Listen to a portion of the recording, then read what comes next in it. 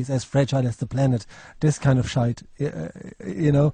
So that's there was a lot of even though it's Hollywood, there was a lot of things there that were really based on what's happening. So, you know, having said all that, you know, about the complacency in activism, I think part of the problem is that I mean, you're an educator. You have researched this well. You're in the game for very long. A lot of people that I meet as doing this radio show read an article and then turn vegan and really want to change this, but don't even know that there's a difference between animal welfare and animal rights. You know, so it's all these terminology, and they get quite stuck in it. So, and then you have people that say, like, the world is vegan if you want it, you know, which doesn't help anyone. Yeah, I want it, and guess what? It's not vegan. I get the point, but that's a very naive slogan. Yeah, I know, but so they are also, again, you know, bombarded by a movement that is presented to them. And you know, and I actually, you know, I'm an activist myself, and I still think, you know, when I see friends of mine leafleting in front of fur shops, just like you mentioned in the beginning, there is value in it, in a sense. But let's just say you have a young girl that says, I really want to do something that makes it easier to change things. Do you have any advice for them? What would be in your idea a good way for an activist to start out? What is the action that you think would get them far? Well, let me say something that, just to back up again for a second, because you said something very important, that we have this vegan movement. Sometimes there's a certain dominant strain to it, certainly here in the United States, and they call themselves vegan abolitionists, nonviolence and pacifists and all this. And they love to remind us that pacifism doesn't mean non-activism. Well, guess what? It pretty much does. Because these are people who are not only against violence, that whatever violence is, please don't play the game of the state and not define that term and make it so vague that just about anything fits into that, because that's what they do. And they call people like me who support sabotage pro-violence. Guess what? I'm not pro-violence. I'm pro-tactics that work for animals. But we have this situation here where people are not only opposed to quote-unquote violence, which they include the mean sabotage, they're opposed to just about anything besides bedroom blogging and a little bit of some vague tactic called education. Now, if we had, for instance, in the United States, if we had a movement that truly believed in Martin Luther King, because all these people, they pay lip service to Martin Luther King, we might have something. I don't even think we need sabotage or we need anything beyond that, certainly. If we had people who were active, if we had active activists, because these people are not only opposed to so-called violent tactics, they're opposed to civil disobedience. They're opposed to seemingly any kind of action that doesn't take place behind a computer. And so we've got this digital spectacle now that has a paralysis on the movement, where people think that they're being active if they send out a petition, if they do a blog. Sometimes these are fine things, but they're not enough, and we've got to take it back out into the streets. And so, you know, what's happened to the word activist has become severely diluted, and I think we've lost the meaning of this. And again, if we want a king-like movement, and if you're going to talk about Martin Luther King, then get in the streets and take people in the streets and try to get thousands of people in the streets and do civil disobedience. Or is that violent too? Remember, King wanted to fill the jails with singing children.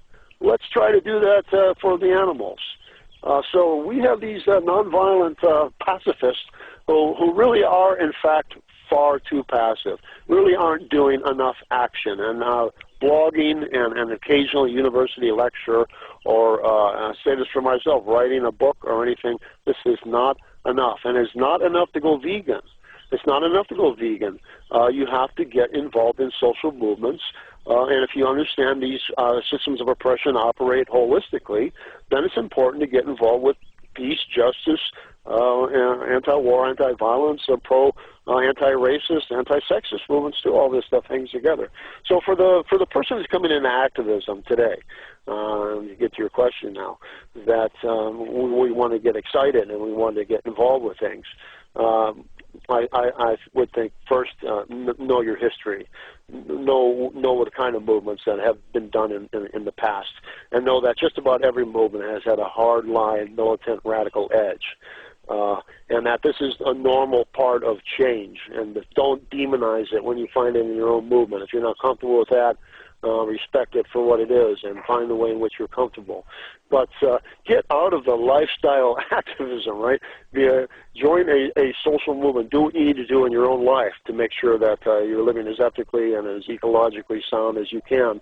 But be out there and trying to shake up things in the streets with protests and with demonstrations. And even this, try to do this creatively. Try to have a maximum impact. Don't stand there with a sign. Let's get past this paradigm of holding signs quietly, passively, nonviolently. Let's find a way to stop things. To go back to King and Gandhi again, I think actually, if people want to really do something, well, go back and study King and Gandhi. Their primary emphasis was put a break in the system, throw a shoe in the machine, right? Sabotage, literally. Create a confrontation. This is what King and Gandhi did. They didn't wait for the confrontation came to them. They made the confrontation. Let's find a way to make confrontations in our society. Let's find a way to stop traffic, literally and metaphorically. Let's find a way to get this issue out there and make them really, really deal with it.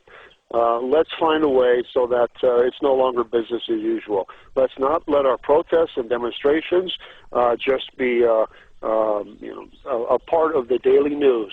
And everybody forgets about the next day. Let's find a way to really stop things from proceeding as they do normally. I mean, the interesting thing is oftentimes, when you go vegan, then the battle that you have on your hands when you're the only vegan in the family is no different to doing it on a larger scale, really, isn't it? I mean, you through your actions, you're sort of trying to educate people. In a way, I'm still thinking. In my mind, is I personally still think energetically having people on the streets, even when they have a World Day for Animals in Laboratories or whatever it is, does send a reminder. I know you want people to do more, but if I understand it correctly, I mean, you're not saying that they shouldn't be doing this at all. You're just saying they should not be only doing this on that one given day. Yeah, a real diversity of tactics. I mean, I do the vegan outreach, I do the education, and then I do the normal things. The animal rescue and the adoption and the homing and the rehoming. I do all that, and I think maybe people think that I just go out at night with my mask on. But I do all the normal things that the so-called pacifists and vegans do. But I also try to look at the true plurality of tactics that we need and to just inject a little sanity and historical perspective in this context, that these are part of the struggle too.